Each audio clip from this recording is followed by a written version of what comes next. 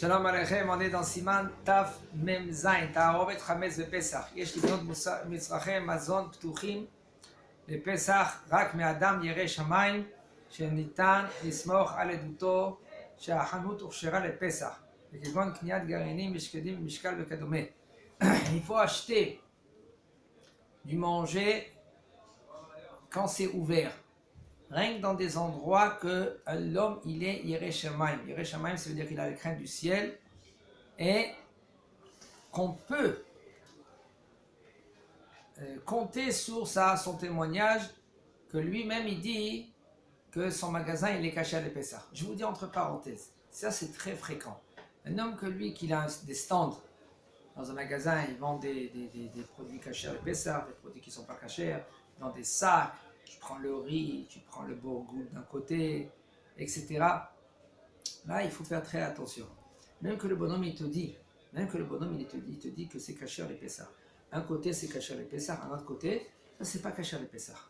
Combien de fois on voit, et même que le bonhomme lui, il est avec une belle kippa, une belle barbe, lui il est bien comme il faut, même qu'il n'a pas de barbe, il peut être Adam Yireh Shamayim, c'est pas la barbe qui compte. Mais des fois, sans faire attention, le bonhomme il tourne la tête. On voit des gens qui prennent la pelle parce qu'il n'y a pas suffisamment de pelle, parce qu'il se sert de lui-même, il prend le riz, il veut manger le riz pour Pessah. Sans faire attention, il y en a un, parce qu'il manque de pelle, il va de l'autre côté où il y a, et c'est pas cachère, ils prennent la pelle là-bas et ils se servent du riz. Alors maintenant, il y a des petites morceaux de bourgoule qui est encore sur la pelle, ou de la farine qui est encore collée sur la pelle, et maintenant toi tu te sers, et le bonhomme il n'a pas fait attention, il ne sait pas la halachot. Même que le bonhomme lui il est Yireh Shamayim, si maintenant lui il ferme pas son côté qui est pas cachère comme il faut, qu'il n'y a personne qui peut y aller vers là-bas le côté qui est pas cachère, c'est un problème, c'est un très grand problème. Un homme que lui qui se sert de lui-même, il peut être pour lui, il peut compter sur lui-même, mais sur les autres il ne sait pas qu'est-ce qu'ils peuvent faire les gens. Combien de fois on voit, moi j'ai vu de mes yeux, et je suis venu vers le marchand, je lui ai dit excuse-moi, regarde les gens comment ils utilisent maintenant dans ton magasin, ils font n'importe quoi. C'est pour ça que Chacham Ena Borosho, c'est conseillé pendant avant Pessah de acheter dans des magasins que c'est tout fermé. Que le bonhomme lui-même il a déjà fermé, ou c'est l'usine qui a tout fermé, mais là il n'y a aucun problème. Ok? אף על פי שהחמץ אוסר בפסח בכל שהוא ואינו מתבטל בשישים, מכל מקום אם יתערב החמץ לפני הפסח והיה שישים כנגדו אינו חוזר ונאור בפסח לאסור במה שהוא.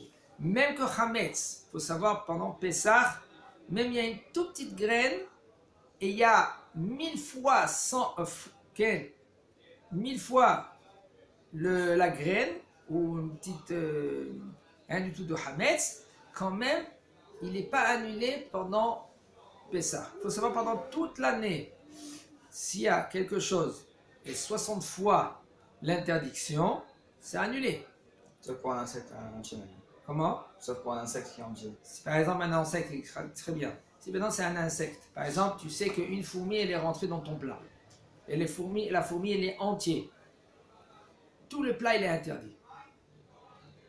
Même que tu as maintenant une grosse marmite de 100 kilos, tu as une fourmi qui est rentrée entière, toute la marmite il faut la jeter. Mais si par exemple automatiquement que la fourmi elle est tombée, toi tu as voulu la prendre, la sortir, et tu as vu qu'une patte de la fourmi elle est partie à gauche. Ça veut dire que c'est plus une bria. Puisque c'est plus une bria, elle est plus entière.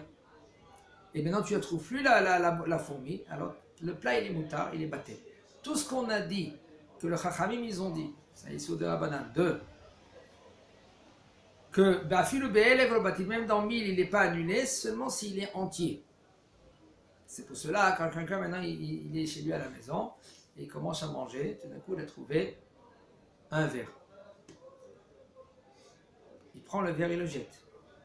Tout d'un coup il y en a un autre il trouve un autre verre. Il le prend et le jette. Il peut continuer à manger. Mais si maintenant un troisième il a trouvé un autre verres, c'est-à-dire qu'il y en a 3 verres, c'est chazaka, que le plat il est plein de verres. Il faut prendre tout le plat et le jeter. Si tu as trouvé 2 verres, ça ne veut pas dire maintenant que le plat, il y a des verres encore dedans. J'en ai rien que 2 et c'est tout. C'est pas encore une chazaka. Si on a 3 verres, alors là, tout le plat il est plein de verres et c'est pour cela qu'on doit ne pas manger le plat. Maintenant, on revient maintenant chez nous. Et non, maintenant, si maintenant c'est avant Shabbat, une graine de Hametz, elle est tombée dans le plat. C'est pour cela, vraiment, c'est bien de préparer le manger avant Pessah. Excusez-moi, avant Pessah. Comme ça, il est annulé avant Pessah. Et puisqu'il est annulé avant Pessah, c'est maintenant pendant Pessah, il reste encore annulé. Quoi, il y a Batel Beshishim le Hametz? Ça, c'est avant Pessah, oui. Avant Pessah Yesh? Oui. Avant Pessah, Batel Beshishim le Hametz.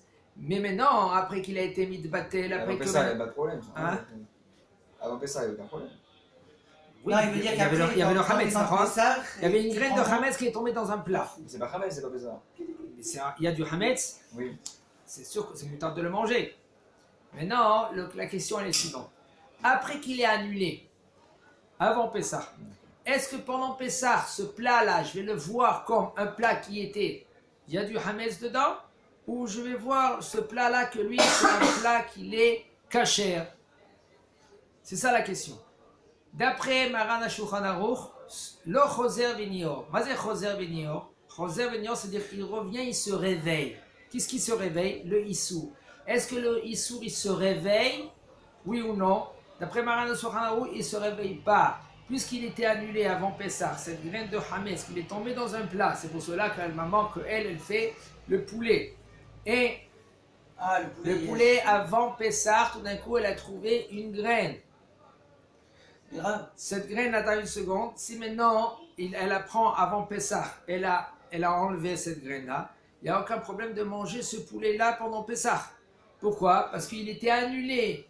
Le Hametz, le goût du Hametz qui était de la graine, il était annulé dans le plat. Maintenant, quand tu vas manger ce plat-là, Pessah, puisqu'il est déjà annulé, alors là, il n'y a aucun problème. Et d'après les Ashkénazes, c'est assourd. Pourquoi? Parce que eux, ils ont le din, selon le Rama, din choser v'nior. Ça veut dire que le issour, il se réveille, comme si maintenant, c'était maintenant que un peu de Hametz, il est tombé dans le plat.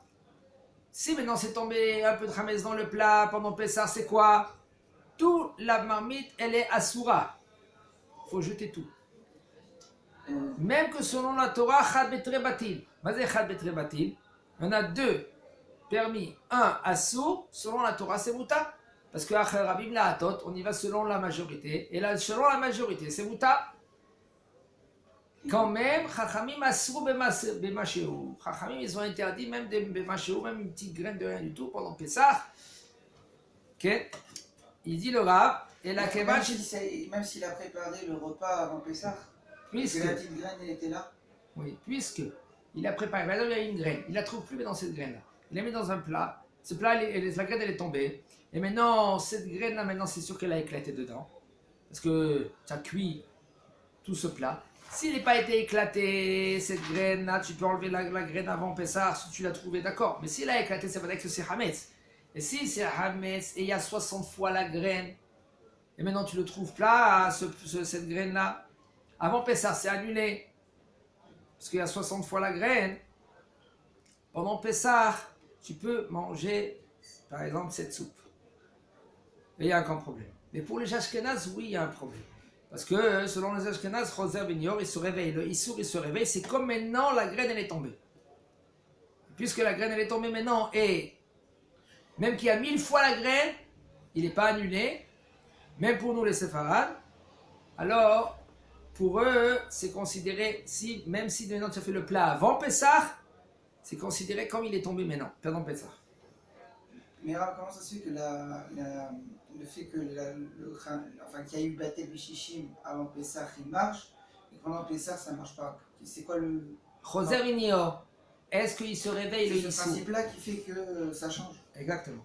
Est-ce que eux, ils sont sommaires sur Choser Vinior, oui ou non? Eux, ils disent, puisque maintenant le Issour, il était là, même qui s'est annulé avant Pessah, pendant Pessah, il se réveille le Issour. Et c'est assourd de le manger pendant Pessah, ce plat-là. Mais nous, les séfarades, comme il y avait une fois, il y a le Maasé, une fois, il y avait une femme vieille qui descendait, elle était dans l'allée de Rav Ovadia Zatzal, et elle descendait avec son poulet dans la main comme ça, dans le plat de poulet, et elle pleurait. Et Rav Ovadia Zatzal, il partait à la Beth Knesset pour y aller pour Pessah. Tout d'un coup, il la voit, mémé, pourquoi tu pleures? Il lui a dit, Rav, le poulet, c'est le seul poulet qu'elle avait préparé. Okay? Elle a trouvé une graine de blé dans le poulet. Maintenant, le Rav, il lui a dit de jeter tout le poulet. Et c'est le seul poulet qu'elle a. Il lui a dit, quel Rav? C'est le Rav Franck. Si je ne me trompe pas, c'était lui. Il lui a dit, mais le Rav, c'est un Ashkenaz, et toi, tu es séfarade.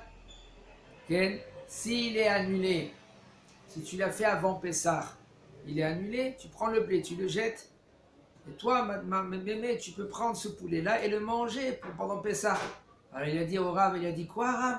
Je peux manger ce poulet-là pendant Pessah? Il dit bien sûr, puisqu'il était annulé avant Pessah et tu l'as cuit avant Pessah. Maintenant, tu peux prendre ce poulet-là et puis le manger pendant Pessah. Elle était toute heureuse, la Rav. C'est pas que maintenant qu'il a voulu le Rav la consoler, pour lui dire c'est mouta, pour te dire on permet quand on veut permettre et quand on dit c'est assourd. Non, la halacha elle est c'est mouta. Et non choser venir. Et puisque c'est mouta, alors il n'y a aucun problème. Mais elle était très très très heureuse. Et il nous dit le Rav selon cette halacha là, il nous dit comme ça. Même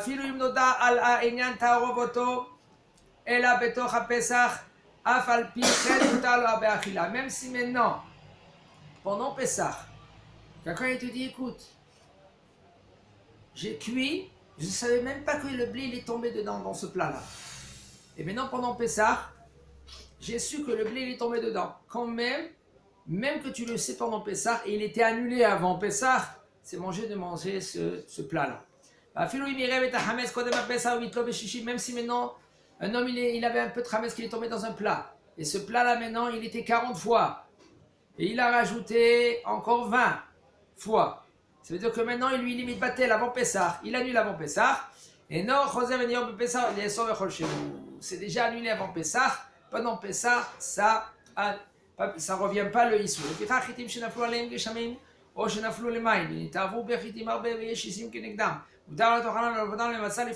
pour cela il y a des graines de blé. S'il y a des graines de blé qui sont tombées dans l'eau, et ça dépend, il y a un doute. Vous savez, du blé, s'il n'a pas éclaté, c'est pas hametz. Marche dans cela. Et si maintenant tu le mets dans l'eau, avec l'eau, doucement, ça gonfle, et ça peut être hametz. Alors il y a des doutes si maintenant ce blé là, maintenant il est hametz ou il n'est pas hametz. Et il y a la majorité, plein de blé, tout de suite ils ont pris ce blé là avant Pessah et ils ont fait de la farine. Maintenant, est-ce que tu peux utiliser maintenant pour faire les matzot? Oui, tu peux faire de cette farine là des matzot avant Pessah. Il nous dit le Rav, ça c'est pour les séfarades. C'est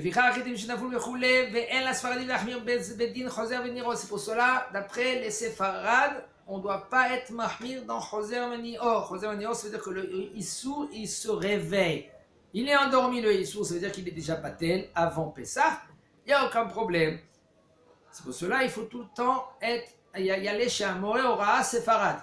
Avec un Rav que lui qui est séfarade. Pas qu'un Rav que lui qui est ashkenaz. Parce que combien de fois déjà ashkenaz, ils savent pas nous la chot. Et même que les séfarades, un Rav à séfarade qui connaît les halachot selon séfarade, combien de fois, je parle dans tout, et en général c'est dans Nida, combien de fois le Rav séfarade, il tranche selon les ashkenaz. Parce qu'il a étudié peut-être dans une yeshiva ashkenaz. Il a étudié dans les livres de Ashkenaz. Et dans Mishnah Bura, chez un Ashkenaz. Même que on doit suivre beaucoup le Mishnah Bura, il était énorme. Mais on a des psakim selon nous, Maran HaShulchan Aruch. Comment trancher selon Maran HaShulchan Aruch? C'est pour cela, il faut tout le temps vérifier qui c'est le Rav qui les possède. Selon qui il est possède. Et même, je vous dis entre parenthèses, combien de fois, même un séfarade qu'il a étudié chez les Ashkénazes, il va trancher selon les séfarades comme les Ashkénazes. Parce que l'esprit, il a dans sa tête comme il va selon les Ashkénazes. Et combien de fois, selon Maran HaShulchan Aruch, c'est moutar.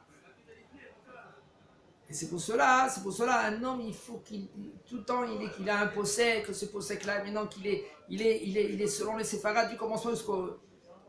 אלא יש להורות כדעת מרן השולחן ערוך וכן מנהג ירושלים בין בטעמו בין בממשו אולם אם החמץ היה דבר המעמיד וטעמו טעם משבח tout cela בעזרת השם au niveau de חמץ חזק וברוך